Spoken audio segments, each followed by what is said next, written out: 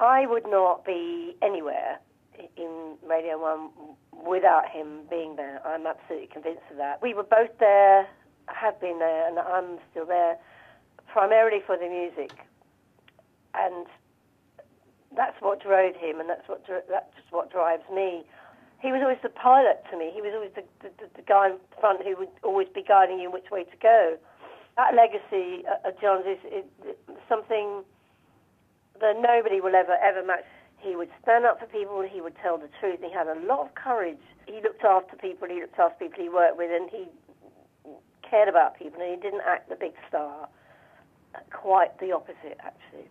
A lot of people now feel that that it took a whole radio network to try to replace John, which would be a nice sort of tribute in a way, which is BBC Six Music. I think everyone realises John is as a person completely irreplaceable.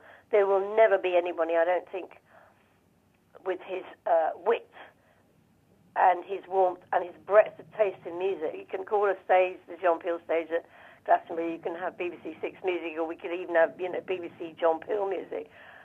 But you'd never be able to recapture that very dry humour of his. That's what I particularly enjoyed. And the last time that I ever saw him was we had a Radio 1 dinner. He was in such great form, and he was just about to go on holiday, and he hadn't been well. I know he hadn't been well, and he'd said, "Oh, I've just been cleared by my doctor to go," and he was sort of really happy. And my only way of dealing with this all these years later is to think he's still on holiday.